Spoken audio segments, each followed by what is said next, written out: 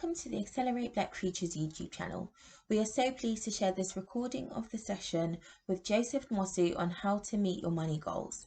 Joseph is the host of the award-winning podcast Black Millennial Money, where he talks about how you can make, keep, invest, and spend your money on the finer things in life as a Black millennial. Enjoy the session. So thank you very much for the intro. My name is Joseph Nwosu. As you've heard, I'm the founder of Black Millennial Money, and I started it because I grew up not knowing a great deal about money. My parents were first-generation immigrants from Nigeria, and coming over here, they didn't know what they didn't know. And I've basically been learning about money live, like no practice, no rehearsals. It's sink or swim. And I thought, let me share some of the things that I've learned from being in £36,000 worth of debt, clearing it, to buying my first property 2.5 years later, being debt free and on the verge of spending a ridiculous amount on my wedding. But these are all the things you look forward to in life, apparently. So through Black Millennial Money, I decided to share some of the things I've learned. I bring on some incredible people to share their insights. So we've had people who, like my brother, somehow manages to make over £10,000 a month in the tech space. We've had people who started businesses that are thriving through the pandemic. And we've also had people who chose a career route and are crushing it. So really trying to normalize a conversation about what money looks like at various ages, in addition to at various life stages. So what happens if you're a student trying to understand money? What happens if you're a renter trying to understand money? What happens if you're in a relationship that's starting to get a bit serious and money's starting to rear its head in your conversation? What happens if you're 45 and just thinking about, I want to do something different? And how would this affect my lifestyle? I've got a mortgage, I've got a kid, or I've got none of those things, and I'm still not sure how to take those next steps. That's what the show is about. I'm going to put the link to it in the chat now, so you can have everything you need. But that's me in a nutshell, and I'm so excited to be here today. Perfect. Thank you, Joseph. And that's a great intro. We're going to talk about how you got into the 36K debt in a second. But my first question is what I normally hear: by 35, you should be doing X. By 25, you should be doing X. So what's your take on how much money should people be making, saving, investing, spending? Is there like a formula that we should all be aware of? It's an interesting one because the answer is it kind of depends, right? But I've put together a framework that I think is a good middle part for people to aim to and aspire to. And it doesn't matter if you're not there now. The point is, how do you navigate your course to it? So I did an episode on this on a podcast, which I forgot you can get it on Spotify and Apple Podcasts as well. It's episode 86. And so we started at age 25 and we broke down some of the things you should really be doing. So by the time you're 25, you should really be looking at having a budget. So on top of your numbers, knowing what's coming in, knowing what's going out. If you're in debt, having a strategy as to how to pay that off. And you should have certain things in place because it's the cheapest it's ever going to be. So for example, life insurance. It sounds crazy to talk to a 22-year-old about life insurance, but you can get a crazy amount of cover for just like £6 a month. You could have over £100,000 worth of cover at 22 if you're a non-smoker specifically for £6 a month. So no more GoFundMe should the worst happen, and things like critical illness insurance as well. So young people get ill too, right? Where you have money paid to you to recover or to manage your family and all your loved ones to be able to take the time to care for you. And you should be contributing to your pension at that age. You're in the workplace. So that's what it should look like. The income bit is tough. And because a lot of people will be fresh out of education around about 25. So if you're in education, it's whatever makes sense. Some courses you can work a full part-time job. Some courses you'll be lucky just to see the sunrise. And that's completely up to you. But if you're in full-time employment, you should at least be making as much money as your age. So if you're 25, you need to be making at least 25K a year. I think that's an attainable floor for most people in the professional world. And even if you're working in a non-professional world, working full-time, finding the right industries, whether that is based on a trade skill or something along those lines, 25K is an achievable target by the time you're 25. Now, this is where I start to make people a little bit uncomfortable. And this is a long-winded answer, so I'm gonna skip after this one. But at 25, you should be saving a minimum of 20% of your take-home salary. And that's aggressive. And it's aggressive on purpose because this is the cheapest you are ever going to be. I thought I was expensive when I was 22, 23. And now looking at the way I live, and because I remember being in uni, I was making £600 a month, saving 200, living on 200. I can't remember what I did with the last 200, but it felt like a lot of money. It felt like a lot. And now if you ask me at 32 years old to live on, as in a personal expenses, so stuff I can spend on Uber Eats and clothes on less than £500 a month, it's a very lean month. It's a lean month, right?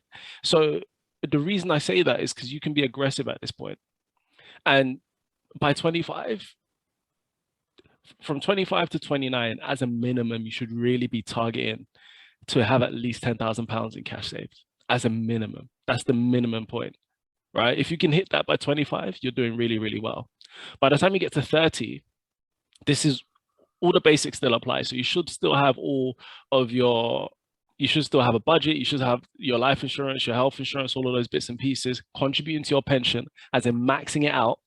There's no days off when it comes to the pension because you won't get any days off from these bills when you retire. Mm-hmm.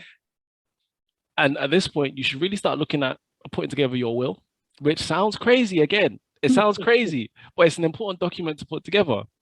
It's an important, one of my cousins is in Nigeria right now, arguing with her siblings because of this exact thing, because someone passed away and didn't have anything in place. And it happens, right? If the pandemic has taught us anything, is that life comes at you and you have no idea when.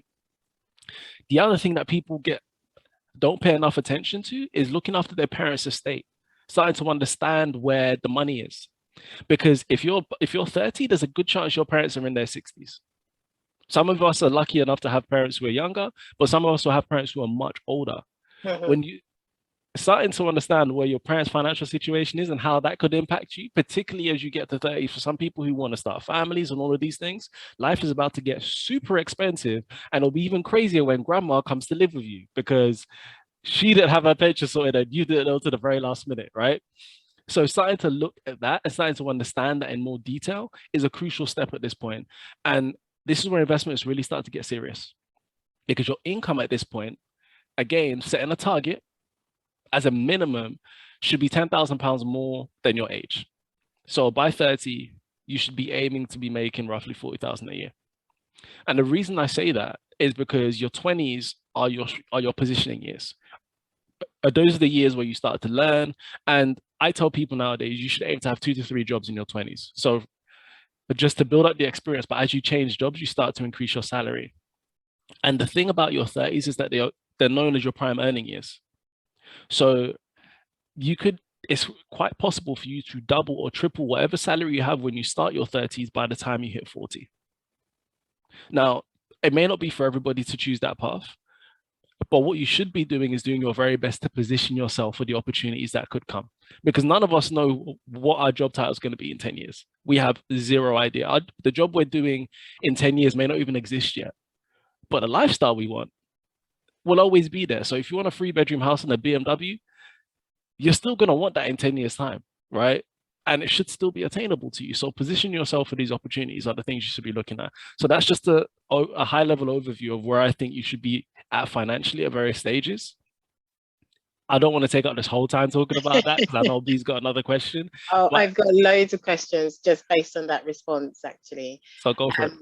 So what I find the most interesting is how, and I guess you do this, right, in the work that you do about financial education, but how do you get people in their early 20s thinking about protection, thinking about pensions, thinking about life insurance and critical illness? Because I struggle doing that in my family with grown-ups, talk less of someone who's kind of final year uni or fresh graduate, because they just can't compute. And I don't know if that's a cultural thing. How do you have those conversations and how do you make it real for them? The way I try and position it is I look at it like tax. It's just money coming out, right? And none of us know how much money we're really earning, because if you've got student loans, you have no idea what your actual salary feels like until you paid off your student loan. Yeah. And if you put things like life insurance into that same box, which is a very simple trade, we paid £12, £15 a month for Netflix right now. if I said, give me £12 a month and I'll guarantee you or whoever you love 100K, that sounds like a fair deal. It's about having a conversation and introducing the value of it and letting people understand the impact of who it benefits. And I look at, like, everyone's really excited to invest. Everyone's really excited to talk about generational wealth, and life insurance and critical health insurance is the easiest way, the laziest way to be a millionaire. The laziest way. So literally all you do is you pay X amount per month. Currently, I'm paying like £30 a month because I started it when I was 27. Had I started it when I was 22, it would have been like £10, right? But if I do nothing in life, nothing, if none of my ambitions, my dream of buying Manchester United one day comes to fruition, if that doesn't happen, my unborn children will get £250,000 when I pass away. That is the ultimate measure of, I don't have to be anybody special. I just need to be able to pay £35 a month and these kids will be good. When you put it that way, it seems like a no-brainer, doesn't it? My siblings, my church, they can finally fix that roof they've been talking about. All of these things are impacted just from me maintaining this £35 a month payment, right? And for a lot of you, it'll be cheaper. Some of you may be a bit more expensive. But if all I had to tell you is that in 50, 60 years' time, people remember you for being an incredible person who changed their lives because you spent £50 a month on something that was a guarantee, a slam dunk. And then on top of that, you go and have the audacity to be successful. You go and have the audacity to buy your own home. And now little Benga and Kwesi and Chantel are inheriting £500,000, £1 million. That's how you get on. Okay, I get it. That's useful because I talk to lots of young people and it's like trying to argue with yourself. But the other question that I get a lot of is how much debt is too much debt? So we talk about, investing, buying a home. Some people are like, well, I'll get a credit card, get some money off of that because, I need to invest. How much debt is too much debt? So you asked me a lot of different questions in that one question. So firstly, when it comes to investing, if you're in debt, you're not ready to invest. Right. And I mean, non-mortgage related debt. So if you have credit cards, overdrafts, and I'll put student loan into the same bucket as essentially a mortgage because it's a friendlier kind of debt than most other types of debt, but we should really be paying that off because it has a nasty habit of costing you a lot of money. Yeah. If you've got any debt you shouldn't be investing in, you should definitely not be investing using credit because that's considered a highly sophisticated strategy. And for you to be highly sophisticated, by the definition of that, a sophisticated investor is someone with over £100,000 of investable assets. If you've got that kind of money, you probably don't need a credit card to invest, right? In terms of how much debt is too much debt, when it comes to buying a home, my rule for your first home is that you should endeavor not to spend more than 20% of your take-home salary. So if you're doing it with a partner, your combined take-home salary. And the reason for that is, and I recently did this as well, so I bought my first place in 2020. 20% was our limit for our mortgage. Then we had another 20% of the deposit. Is that what you mean? No, 20% of our, so the monthly payment should not exceed 20% of our take-home salary. Okay. Because you can save 10 years to save your deposit. Oh yeah, I put £100,000 down. That doesn't mean you can afford to pay £2,000 a month, right? So 20% should be the maximum you pay for your monthly payment, right? And your goal really is to really aim for it to be like 15%, because if you have to change your mortgage provider or if you don't get the interest rate you see on the website, you could find yourself exceeding 20% quite quickly. So for example, I missed out on getting the interest rate I wanted by like 1.2%, and it increased the cost of my mortgage by £200 a month. Right. But because I was aiming for like 15%, I was still within the overall 20% buffer. And I know I'm throwing out a lot of percentages there, but stick to 20%. And then you allow another 20% for your bills and living costs, so food, car costs, gas, electric, utility bills, which have gone crazy right now. So now you're at 40% of your take-home income. for the opportunity to live inside and be able to feed yourself. 40% of your take-home income. You now have £1,000 for saving, another 20% for living,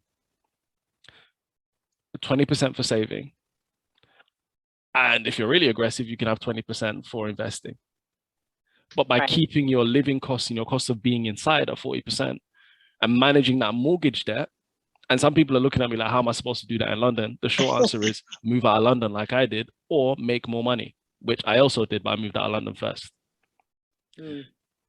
And then when you're talking about how much debt is too much debt, when it comes to credit cards, I try and avoid them like the plague, but I would try and avoid debt I can't pay off in full comfortably within 6 months. Right. So for the sake of you being able to stay on top of your debts, because you do your math, say you can afford to pay £100 a month on your debt. So your total amount is like £600. If you have a rough month or something else pops up, £600 is unlikely to balloon to 6,000 before you can catch up. Yeah. Right? Because when I was in credit card debt, I was doing stupid things. Really stupid things. Like I thought, yeah, let me do a balance transfer to pay off this card, but then I started spending on the other card, so now I just owe more money. Doubled. And 4 credit cards later, like, oh yeah, that's how you get to £36,000, right? Right, you've answered that question. So was it really just the credit card that added up to the 36K? So at one point I had up to 5 credit cards. I had one credit card with a £12,500 limit, and then the rest were between 3 and 4K. And I thought I was being savvy. I was trying to learn how to do business online and all of these things. And I'm like, if you haven't got the money, spend it on your credit card. I was like, cool, let me get this credit card out. And then before I know it, I'm buying this trading course, I'm investing in this program, I'm chasing 6 things at once, right? And at the same time, I'm thinking, I don't want to cut back on my lifestyle, because in uni, I was pop bottle Joe, right? So still going out like I used to. If I go out, I need a new outfit. And I still got, how can I not buy bottles? How can I not leave my house and not spend £300 on bottles? I haven't gone out, clearly. That was the life I was living, right? And I was working at Mercedes, so I had a beautiful company car. It was all white Mercedes-Benz coupe, 2-door, black roof. I looked like I rapped, but very poorly. I was like a bottom 10% rapper. And because of that, I felt like I had to maintain this facade. Like I used to drive around my barbershop. I used to get there early, which is usually a bad idea for black barbershops because you rarely ever get seen on time. But get there early with enough time to find a parking spot outside so people could see me getting out of the car. So I was in full stupid mode at this point because nobody cared. I'll be trying to choose the song I was gonna open the door to just in case somebody was gonna see me getting out of this car. So I was really I was living a life that didn't suit me. I was living a life I couldn't afford. This was a company car. It's worth £40,000. I'm saving up to put petrol in it, and I'm here trying to pick a song so people know what time it is when my foot hits the curb. Like, what am I doing? And we find ourselves doing all of these things to sort of impress or present a lifestyle that doesn't make sense, and that's how the debt spiral begins. In addition to me saying, yeah, I'm going to chase this business idea and all it needs to do is make £17,000 next weekend and I'll be all right. I could do that. Right. I've done that before, clearly. Easy. You know? So and what effect did that have on your credit? Because I know you talk a lot about credit scores, and I've seen like a couple of your episodes where you're talking about don't do the buy now, pay later, blah, blah, blah. Because some people think, well, you need to have a credit card to have a footprint, you need to do X. What does debt do to your credit, and what can you do to kind of improve that? So often people misunderstand credit because it sounds super technical. So using the example of the people on this call. So B, you and I are having a conversation. I ask you for £1,000 and you say, no, I can't give it to you. Then I go and ask Harold, can you give me £1,000? He's heard me ask you for money. And you said no. Harold's like, why did B say no? What does she know that I don't know? And then Harold says no. Now I go and ask Ben. And he's heard both of you say no. And he's like, well, if I'm going to give you this money, I'm going to charge you 32% interest because I need to make sure that I'm getting paid back because I see you as someone who's out here just looking for money. You seem risky. And that's basically what credit is. Credit is your reputation for asking people for money, paying back the money, and how often you need to ask people for money.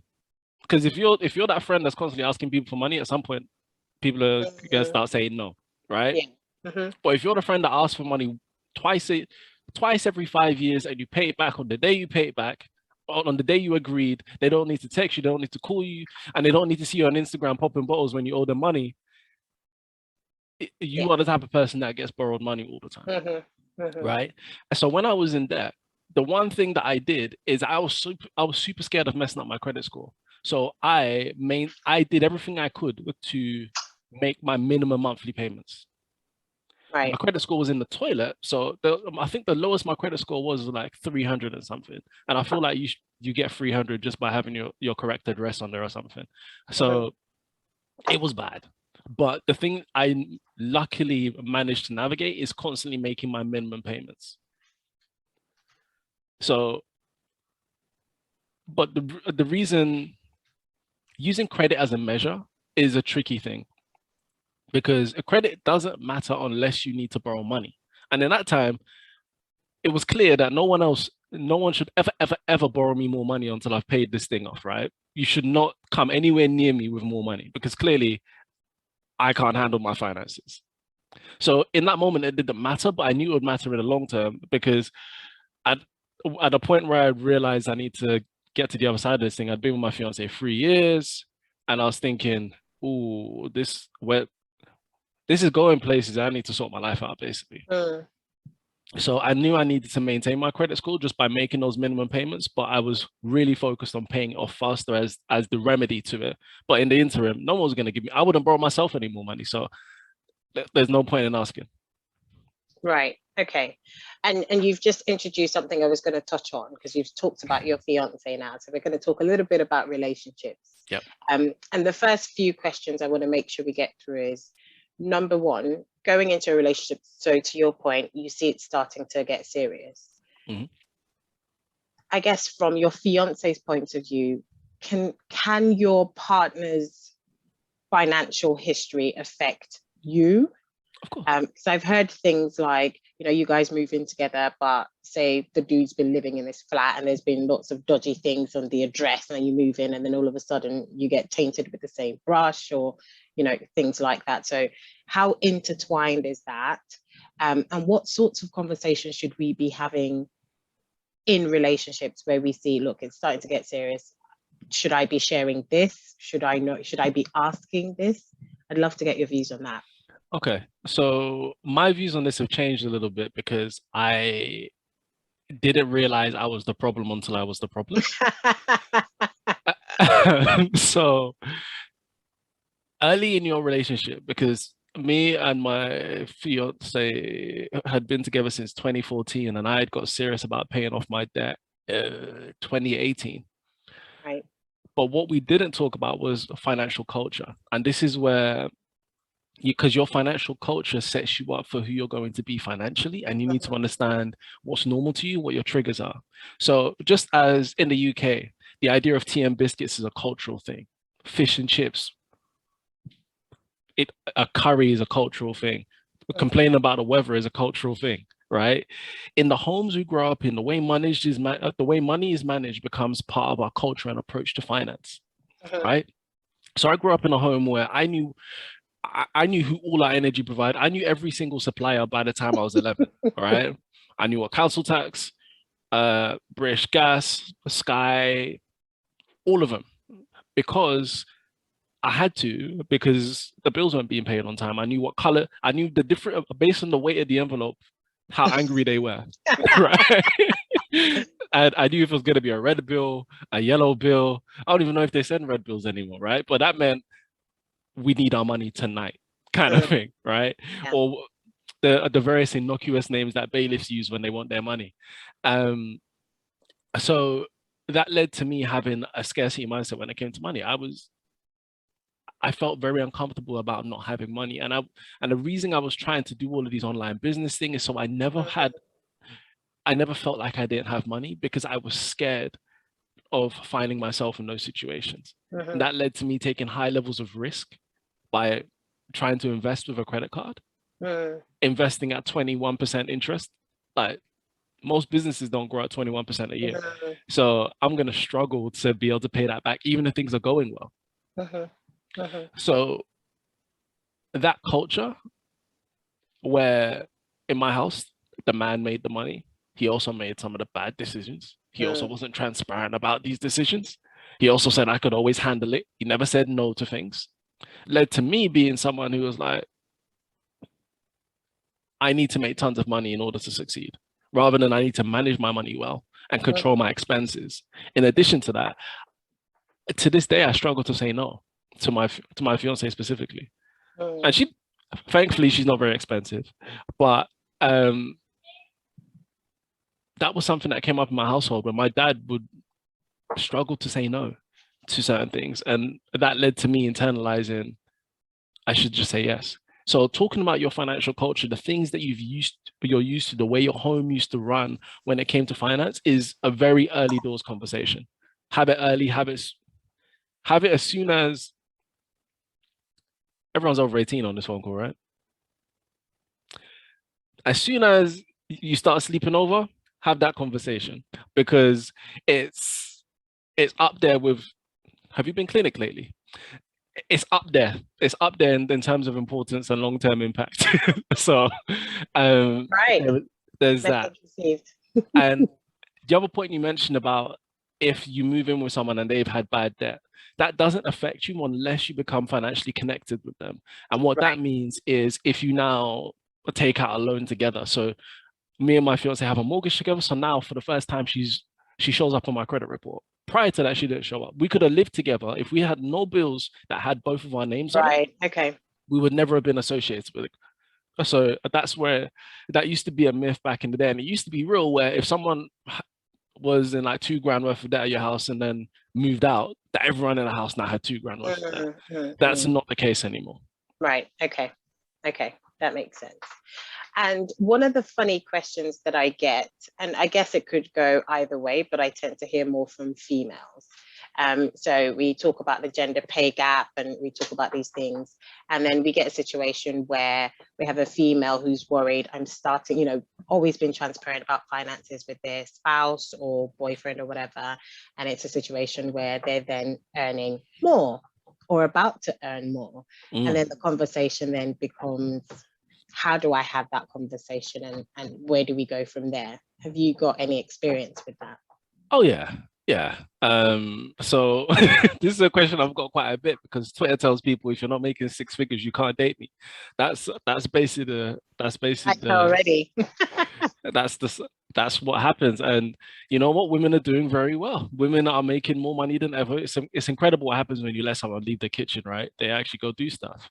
So it's now becoming more of a conversation and a tricky thing to navigate. But ultimately what it is, to me, is you have to talk about it. You have to talk about it.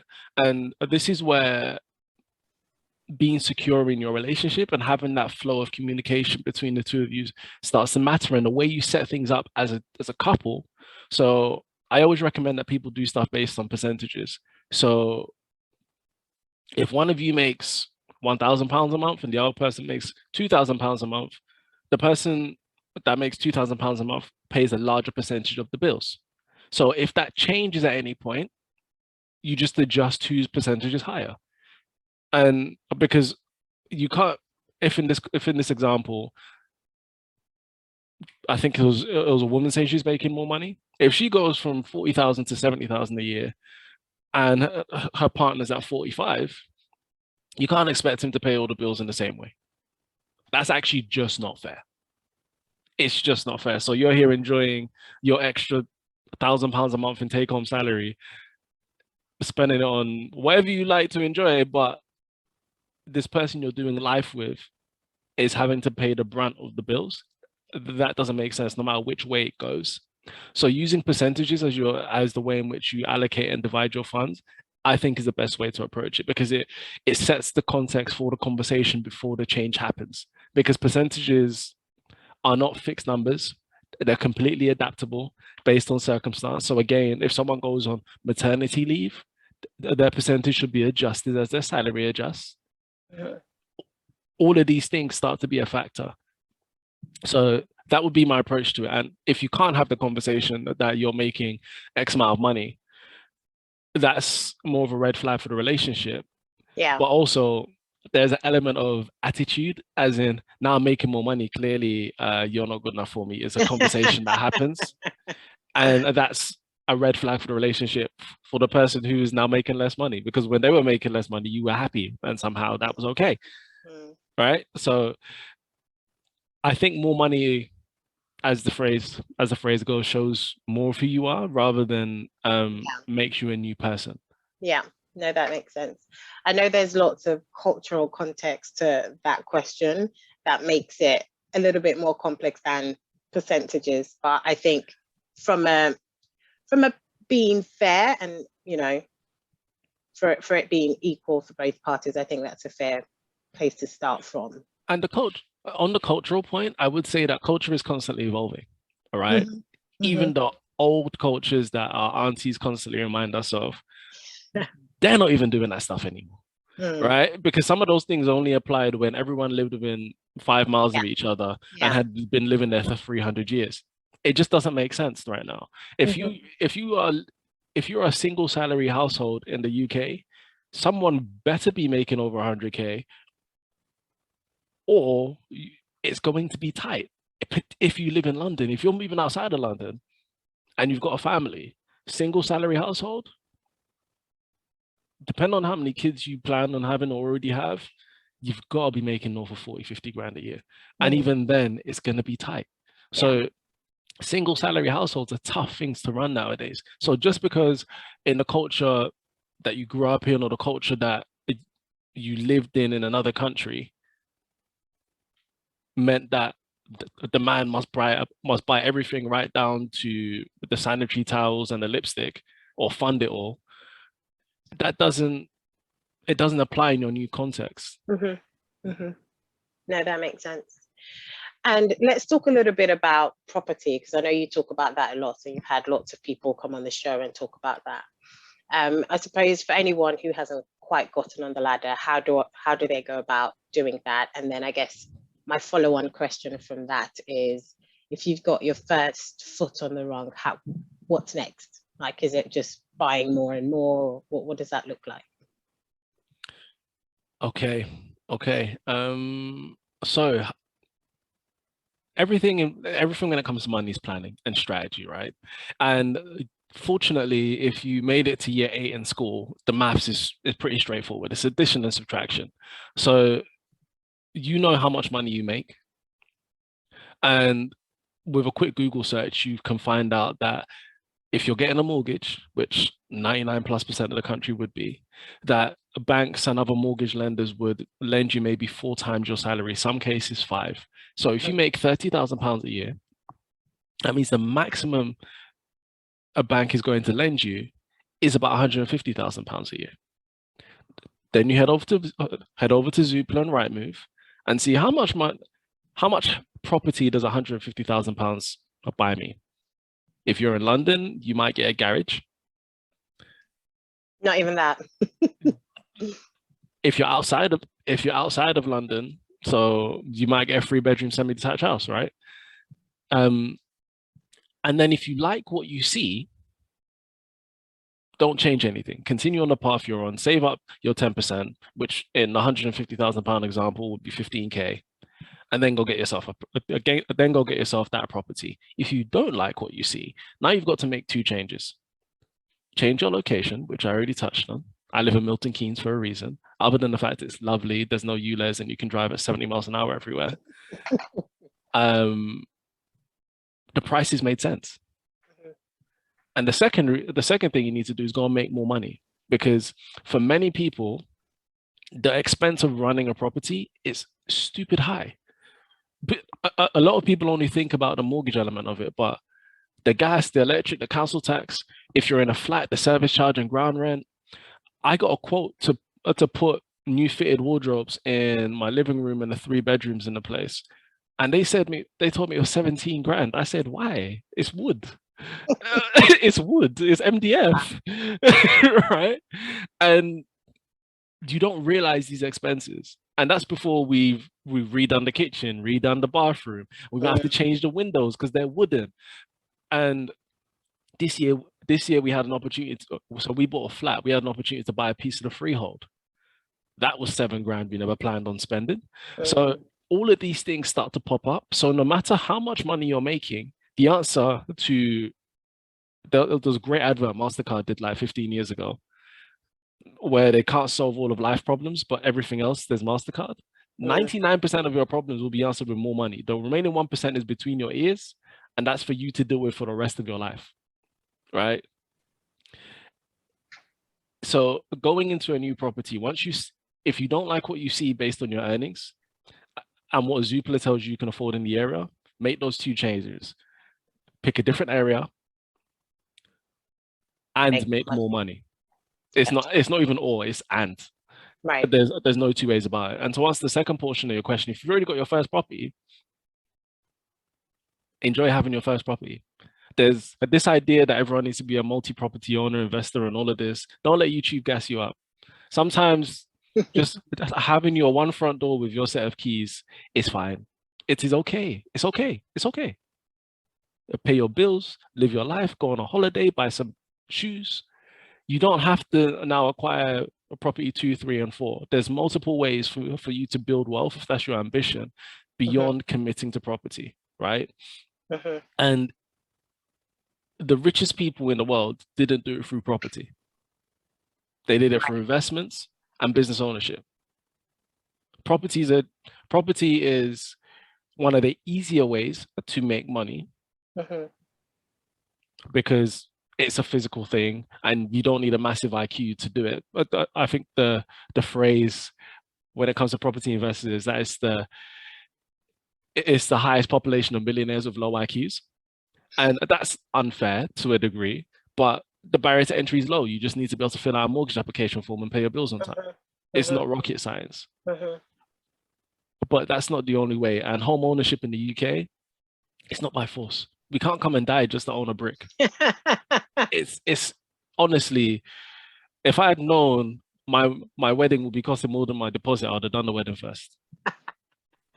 This wedding has come up multiple times. I know it's it's a top for you. I'm looking forward to the marriage. I'm not looking forward to the wedding. Let's just say that. No, that's fair. That's fair.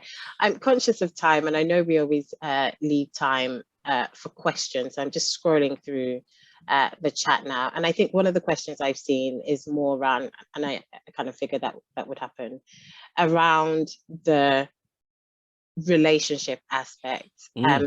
So someone's asking, do you recommend couples putting their money together or managing their money from one pool, or like the example you gave about percentages?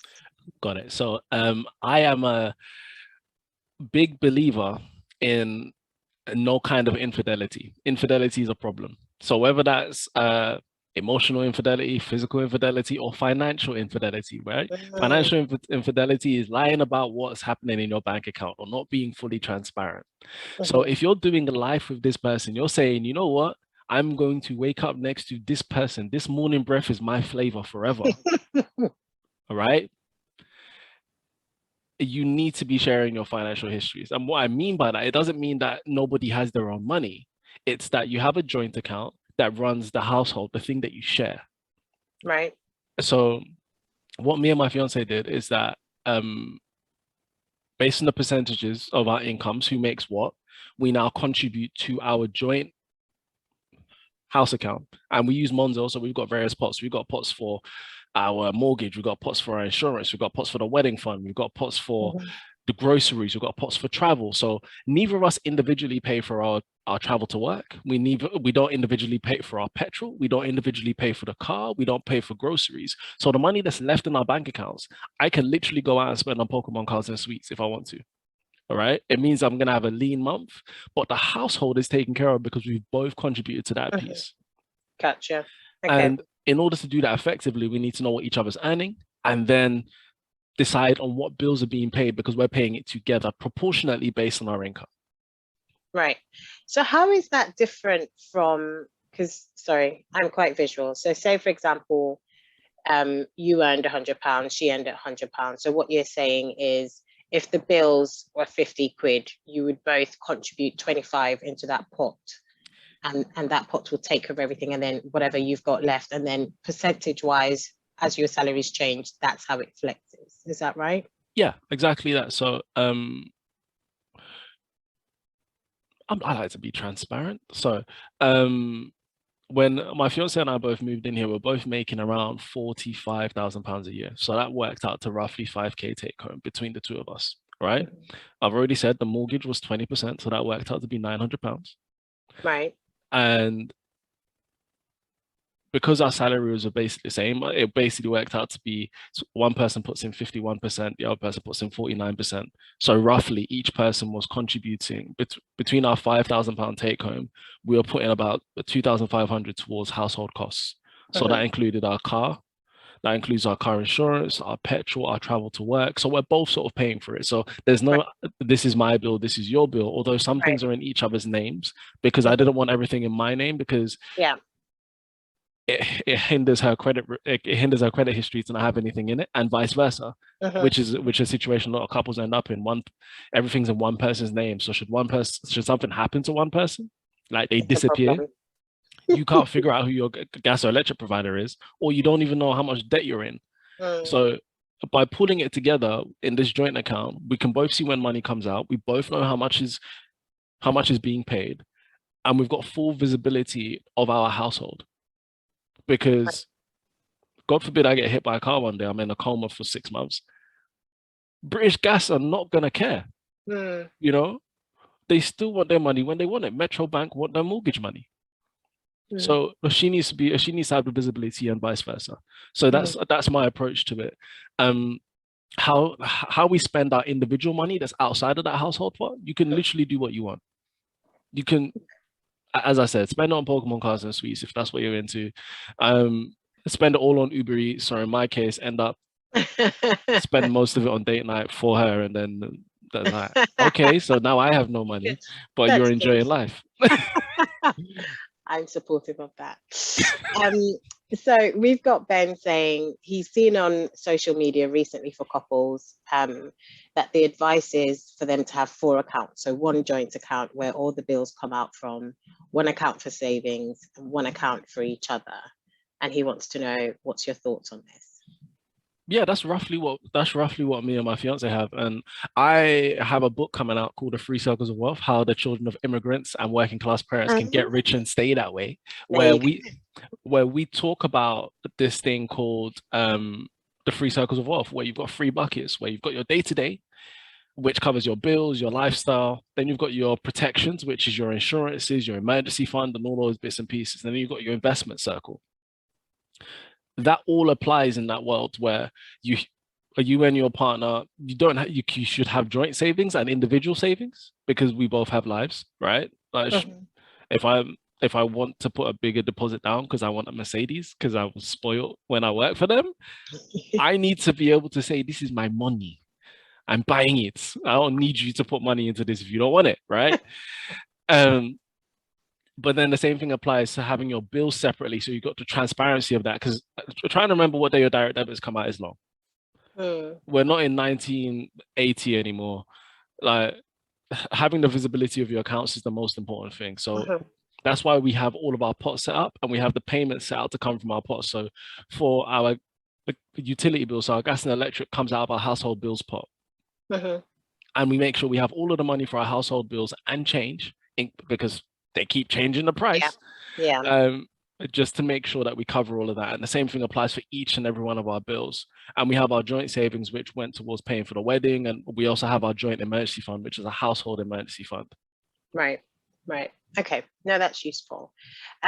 One question that I've got before I jump into any final ones in the chat. So just a quick shout out to everyone if you've got any more questions. I've always heard about the term bankruptcy, and I think there was there was a time a few years ago where 50 Cent said he was bankrupt because I think someone was knocking on the door for some money, and that's the response. How does that work, and what are the implications of actually filing for bankruptcy? So I am not a specialist in this place, but I do have an understanding. So Okay. speak to someone specific. There are multiple types of bankruptcy. There's the bankruptcy where I have zero money and you're never, ever, ever going to get it.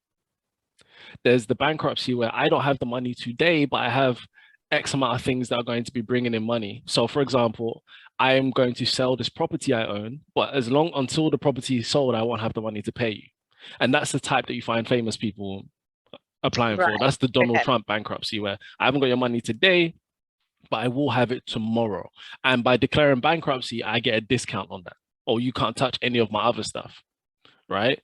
Yeah. Now, the biggest impact for most people when you declare bankruptcy is, firstly, it makes it very, very hard for you to get credit. It will stay on your credit profile for, I think, 7+ years. 7 to 10 years, I think, is the cutoff. Right. And that will make a lot of lenders look at you differently. Like, okay, this person went, they basically said they had no money to pay all of these other people. I'm not going to risk being the next fool, right? And the other impact it has is that you can't be a director of a company. So if you want to start your own business, you may need to start as someone else, under someone else's name, or be a secretary under that business, because you won't be able to be the director of a company. And that means you won't be on a business account, which gives you a lot of risk because you're trusting someone else to basically not disappear the money in there. Yeah. So those are the two major impacts of declaring bankruptcy: your credit profile and your ability to own a business in the future. Right. And it may also exclude you from certain jobs, particularly if you work in financial services. Right. Yeah, no, that makes sense. And that brings me on to CCJs, because we were actually talking about this, and it was actually quite an incensed conversation, because there was an individual who had received an offer and then it got rescinded because a CCJ kind of popped up. And there was no kind of view around the context of the CCJ. Apparently stays on your record for 7 years or 6 years or something, quite a significant amount of time. And so we were just discussing, imagine some kind of youth straight from uni does a couple of stupid things on a night out or something, and gets into debt, has some CCJ, and then so what we're saying is for the next 6 to 7 years of their life, their life is impacted, because I'm guessing depending on what job you want. And so we, when we were talking about having this event, it was a big conversation around how money can actually affect your employment, abilities, and how you can get set up. So I thought it'd be great for you to just shed some light on that as well. Yeah, CCJs are a tricky one because they last a long time and they're quite easy to get.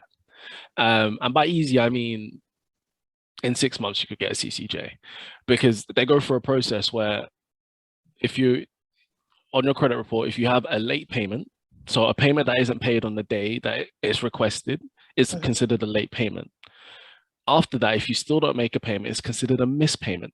Now, if you have typically between 2 and 3 missed payments, this is when the lender will declare it as a default. So you've gone 2 to 3 months without making a payment at all. That's considered a default. Now, once you've defaulted on your loan, you are then open to being taken to court over this, which is where you can get a CCJ. So it's not a short process. It can happen between 6 months or so. But because that could be quite an accelerated timeline, depending on the circumstance you find yourself in, it's almost disproportionately impactful because it lasts for 7 years. The only remedy for that is to, if you're finding yourself missing payments, to try and reach a settlement with the lender or whoever you owe the money to before you get to CCJ, right? So if you owe them £300, I get on the phone to them and basically beg them to say, can you take 200 and set me up on a payment plan over the next 6 months because X thing has happened. That's the first step.